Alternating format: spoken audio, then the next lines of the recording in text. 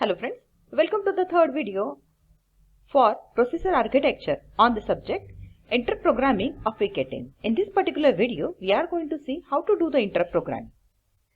Now before going to the actual interrupt programming, let's see what it exactly. Now we know that a single microcontroller can service to several devices. Now this service will be either emergency service or normal routine services.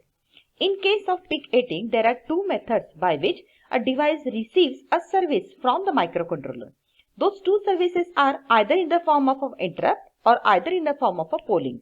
So in a coming segment of the video, we are going to see what is interrupt, what is polling, how the signals are raised by the different devices, how we can do the programming in case of PIC18. Now let's start with what is meant by an interrupt. Now in the interrupt method, whenever any device needs the microcontroller service, the device notify it by sending an interrupt signal. Now this interrupt signal will be received by the microcontroller on one of the hardware pin which is located on the pin structure.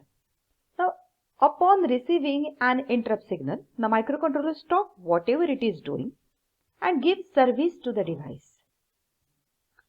Giving service to the device means that whatever the microcontroller is currently executing will stop executing, and now the program will be diverted somewhere else.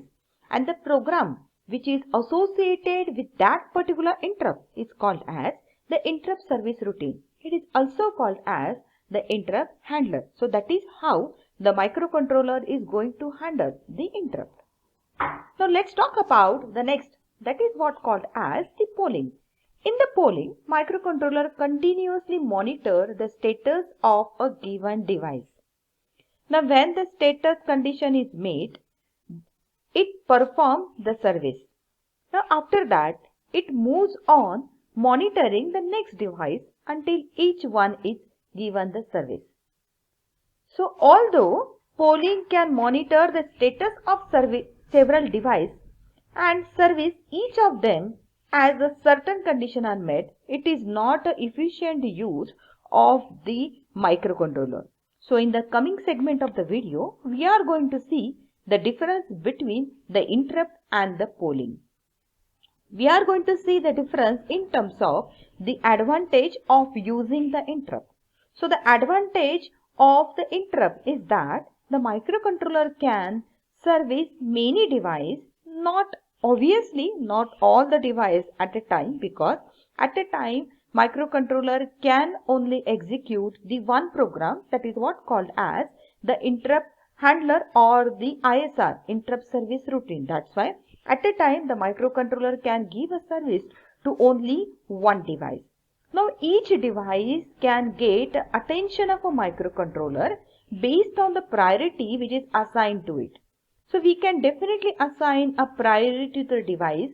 So imagine a situation if more than one device are asking for services from the microcontroller, then in this case, now the microcontroller will examine the priorities or assigned to those devices. These priorities will be assigned to the device at the initial stage only, and depending upon that, now the ISR will be executed.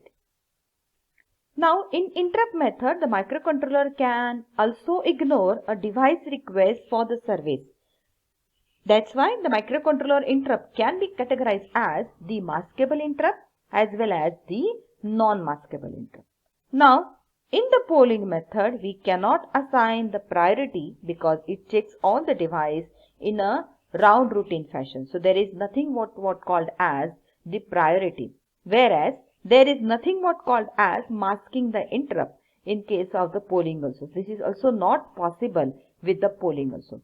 Now the most important reason that the interrupt method is preferred is that polling method wastes much of the microcontroller time by polling devices that do not need this service. So the interrupt are used to avoid tying down the microcontroller. So to prove this, how the interrupt is going to save the timing of the microcontroller, let's examine one instruction. The instruction is BTFSS, that is what? BitTest file skip if set timer 0 overflow interrupt. Timer 0 overflow interrupt. In the last video, which is made for unit 2, we have seen this particular interrupt. This particular interrupt is set when the microcontroller roll from the maximum count to 0, 0. So this particular interrupt is automatically, this particular flag, that is timer 0 overflow flag, is automatically set by the microcontroller when it reaches from the maximum and goes down to the 0. Now suppose if I want to examine whether the rollover has occurred or not, and if I am using this particular instruction, so in this case, this is the waste of microcontroller time that could have been used to perform some useful task, because in this case now the microcontroller will continuously watch for the rollover for this particular flag. It can't do anything. It can't do anything. It is going to continuously watch for this particular flag and it is not going to do anything. So timer will interrupt the microcontroller. It is whatever it is doing, and then only then it can perform the next task. So that is what the advantage of using the interrupt over the polling method. Now let's see the one what called as a ISR routine, nothing but a interrupt service routine, also called as the interrupt handler. Now for every interrupt there must be the interrupt service routine or the interrupt handler. When an interrupt is invoked, the microcontroller runs the interrupt service routine. Generally, in most of the microprocessor, for every interrupt, there is a fixed location in a memory that holds the address of its ISR. The group of such memory locations are set inside to hold the addresses of the ISR, and that particular memory location is called as the interrupt vector table. In case of PIC18, there are only two locations for interrupt vector table. Those locations are 008H and 0018. Let's see for which type of interrupt those locations are. So the first location as 000, obviously the address is in H. It is for power on or the reset. So whenever the microcontroller start, that is its power on, or it get resetted, it always start executing the instructions from the location 000H. Now we know that we can categorize the interrupt as on the basis of the priority. So for high priority interrupt, the ISR is located at the address 008. For the low priority, the ISR is located at the address 0018. So in this segment, we learn about the interrupt, polling, advantage of using the interrupt, and the locations in a interrupt vector table in case of the PIC18. Now let's see the steps in executing an interrupt.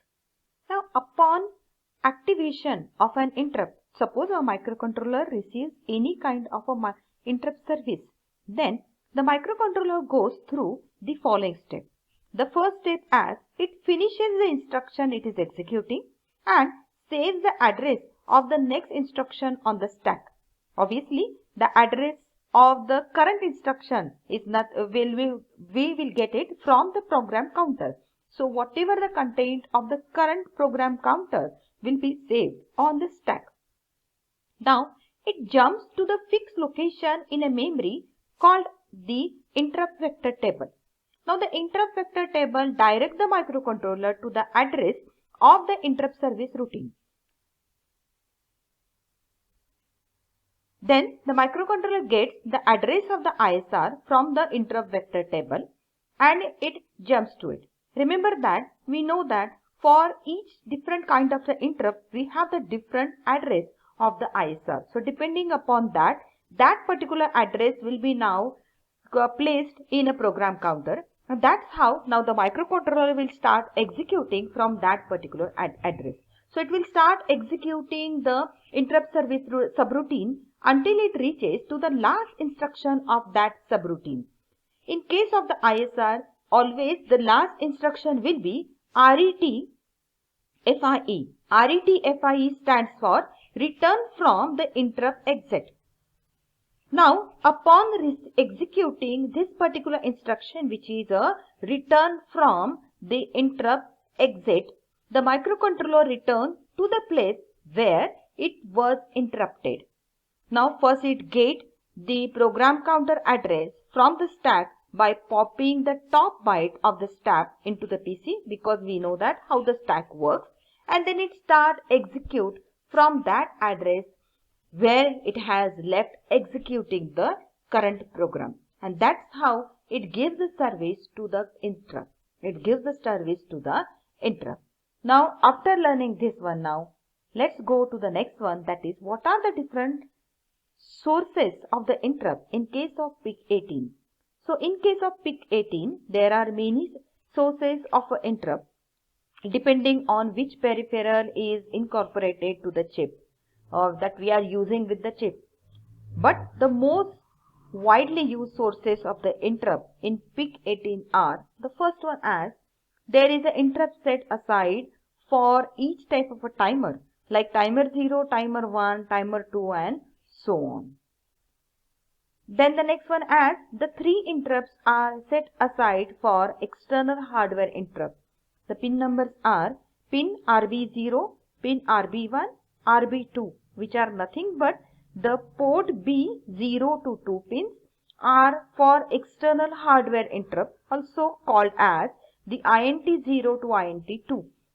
That's what we discussed in the first segment of the video, that how the external interrupt is going to occur.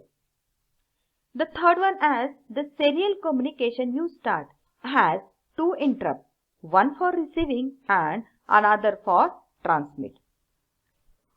The next one as the port B is for change interrupt. The next one as ADC, nothing but analog to digital converter. And the next one as the CPP, nothing but compare, capture, pulse width modulation. So these are the different sources of the interrupt which are there. Remember that the PIC18 has many more interrupt sources than whatever is provided in the above list. Now, how to enable and disable an interrupt? First, we need to understand upon reset, all the interrupts are disabled. Disable means they are masked, meaning that none will be responded to by the microcontroller if they are activated. So the interrupt must be enabled, that is unmasked by the software, in order for microcontroller to respond to them. Now how to do that? So the bit D7 of the interrupt controller register, that is INT-con register, is responsible for enabling and disabling the interrupt globally. So in the next segment of the video, we are going to see about this particular register. So this is what the interrupt controller register, and we were talking about this bit, that is a bit number D7. The bit is global interrupt enable. Now if this bit is equals to 0, it disable all the interrupts. So if this bit is 0, no interrupt is acknowledged even if they are enabled individually. And if this bit is 1, then interrupts are allowed to happen. Each interrupt source is enabled by setting the corresponding interrupt enable bit. Now the next 2 bits are D5 and D4. The first one as the D5. D5 is for timer 0 interrupt enable. If it is 0, then it is disable. Timer 0 overflow interrupt. If it is 1, then it is enable, which is nothing but a timer 0 overflow interrupt. The next one as the INT0IE, which is a enable or disable external interrupt. 0 for disable the external interrupts and 1 for enabling the external interrupt 1. That is nothing but the INT0. That is nothing but the INT0. Now these bits along with the global interrupt enable must be set high for an interrupt to be responded to.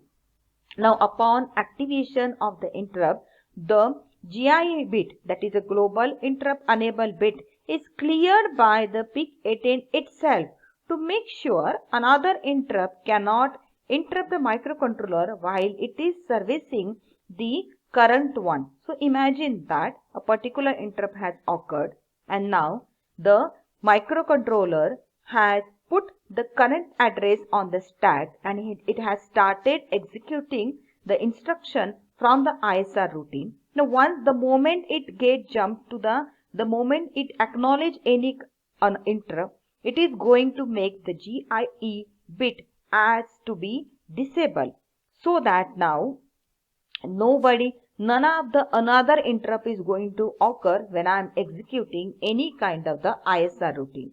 Now at the end of the ISR routine, we know the last instruction is RETFIE, that is nothing but the return from the interrupt exit instruction. It will make the GIE as 1, that is nothing but it is going to enable the global interrupt. So it is going to allow the another interrupt to come in. But till that time, that is when the microcontroller is executing any ISR routine, the other interrupts are not allowed by disabling the GIE bit. That is what the significance of the GIE bit. Now let's talk about the steps in enabling an interrupt. The first one as the bit D7, that is GIE of the interrupt controller register, must be set to high to allow the interrupt to happen. Definitely we can use the instruction as the bit set of the particular BSF instruction for doing the same. The next one as if GIE is 1, each interrupt is enabled by setting to high the interrupt enable I flag bit or for that particular interrupt. Now for peripheral such as the timer 1 IF, that is overflow 1, timer 2 overflow 1 or the TXIF1, we have to enable the PEIE flag in addition to the global interrupt enable bit. In this segment of the video, we are going to discuss about programming the timer interrupt. Now, the rollover timer flag and the interrupt, how they are related. Now, the timer flag is raised when the timer rollover. We know that when the timer rollover, whenever the timer reaches to its maximum value, suppose 4 times F, then it gets rollover. The instruction to monitor this particular timer flag is BTSS TM, that is timer 0 overflow flag, whereas the BTSS stands for bit test file skip if set. So this particular instruction will be used for monitoring the timer 0 overflow.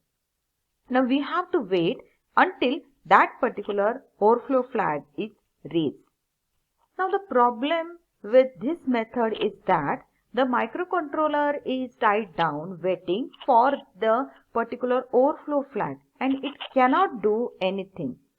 Now using the interrupt avoid tying down the controller. We have seen this in the last segment of the video where we have seen the advantage of using the interrupt.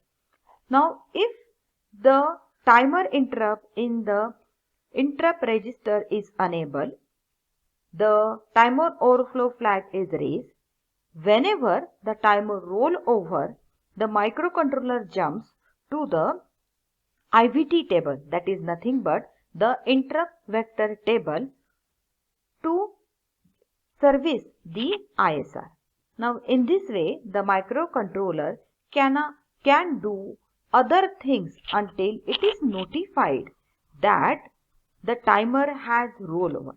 Now to use an interrupt in place of the polling, we can use the interrupt in case of the polling, but to use an interrupt in place of the polling, first we must enable the interrupt because all the interrupts are masked upon the power on reset. We know that whenever we do the reset or whenever we do the power on, then all the interrupts are masked. So by using the global interrupt enable bit, we can set all the interrupts. Then the timer overflow interrupt bit is enabled in the interrupt for a given timer. There are 4 timers, we know that, and they have their independent overflow bit. So we have to set those particular overflow bit in a various tables. So let's see the location of those bits, because we should be knowing the location of this bit, then only then we can do this. So for the timer 0, the overflow bit is timer 0 overflow bit IF, which is located in a register interrupt controller.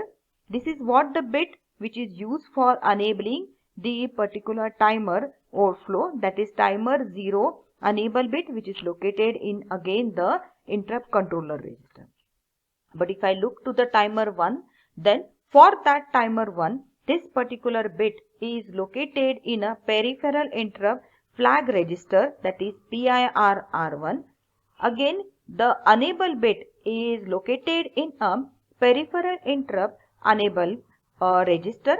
For the timer 2, again it is located in a semi register, that is PIR1. Again, for enabling it, again it is located in a PIE1.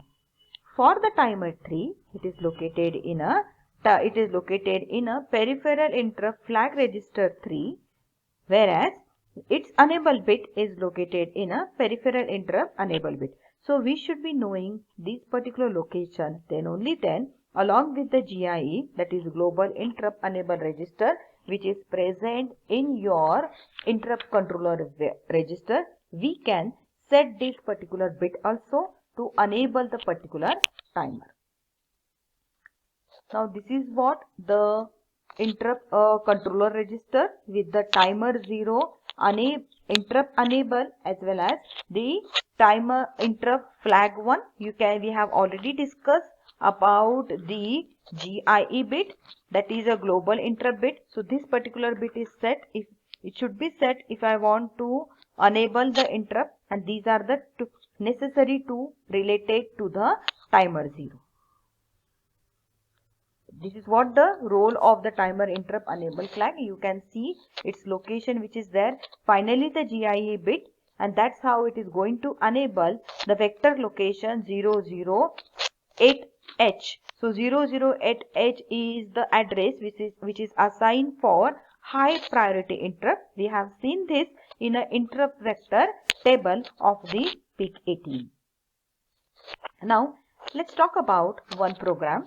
Now in this particular program, the problem statement is write a program using a timer 0 interrupt to generate a square wave of 50% duty cycle with the period of 10 milliseconds on the pin port B.5, while at the same time data is being transferred from port C to port D. Assume the crystal frequency as 10 megahertz. Now the one thing to remember is that when the microcontroller is generating the square wave, or you have to generate a square wave of 50% duty cycle, but the period should be 10 milliseconds. Second thing is that the timer, microcontroller is again going to send the data from port C to port D. It is going to use the crystal frequency as 10 megahertz. Now we have already seen this, but we will see it again. Finding the value to be loaded in a timer so that it will generate a specific time period for us. So the square wave is which is to be required to be generated is with t is equals to 10 milliseconds, but for the 50% duty cycle we must have the time delay of 5 milliseconds. Now we know that the timer works for the frequency which is divided by 4, that is oscillator frequency divided by 4. So for a given data, oscillator frequency is 10 megahertz. So time period will be 10 megahertz divided by 4. That comes as 2.5 megahertz as a timer frequency. Now as a result, each clock has a time of t, which is nothing but 1 upon the frequency, that comes as 0.4 microseconds. So the counter counts up every 0.4 microseconds. So one count is equals to 0.4 microsecond. So they have mini count, the counter should count for the 5 milliseconds, and that's how the value to be loaded will come as 5 milliseconds divided by 0.4 microsecond, which comes as 12,500 clocks. We have to subtract the value from 65536, the equivalent of 4 times f plus 1, and that comes the value in hex as CF2CH. So in upper half of the timer register it will be CF, in the lower half it will be 2CH. Now the program will start from the first location, that is ORG00. Now we must be using the memory space allocated to the interrupt vector table. Now we place all the initial code in a memory starting at the address from the 100H. So for that, the go to instruction, we know that after reset or after power on, the program will always start from the location 00. So the second instruction which we are placing will be go to the main one, right? So that's how the program will start from the location main. So from the main now our program will start. We will talk about these instruction afterward. So let's start with the main program. So this is what our one, that is the main program which we are placing at the address 0110.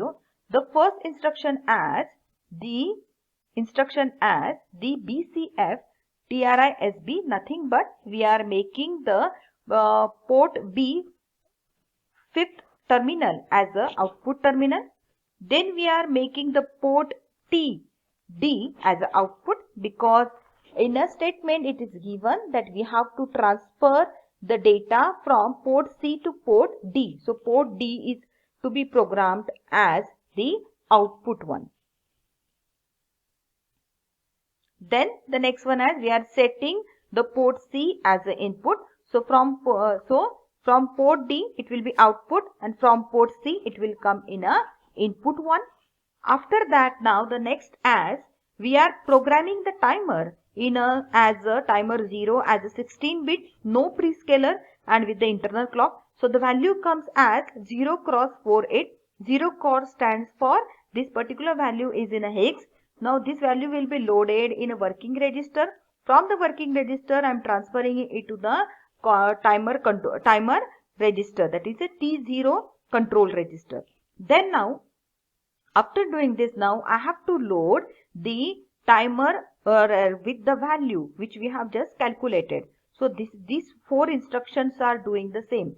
C5 and 2C will be loaded into the higher and the lower part of the low byte of the timer 0 and the high byte of the timer 0 register.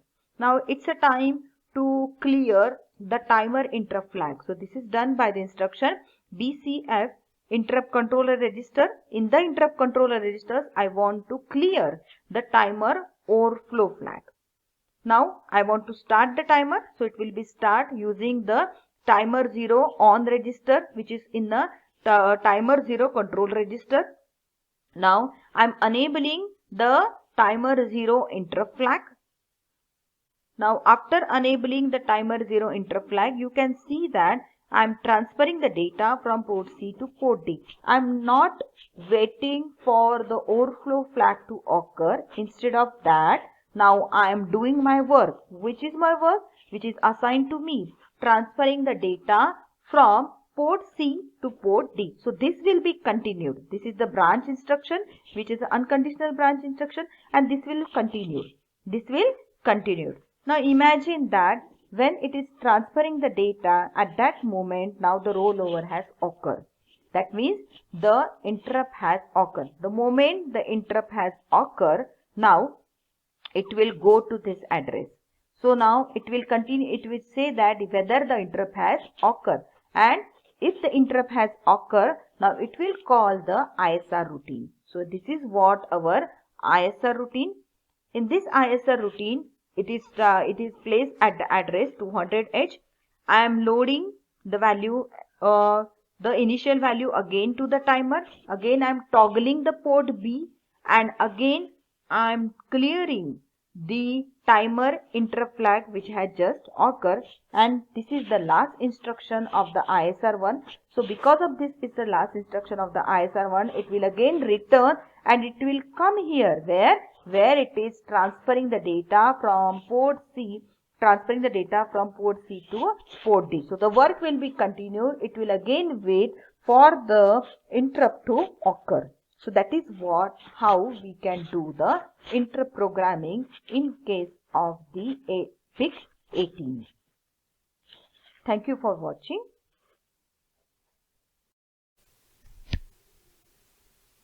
I had taken the reference from PIC microcontroller and embedded system using assembly and C for PIC18 by Mazdi and Danny from the publication Personal International Edition.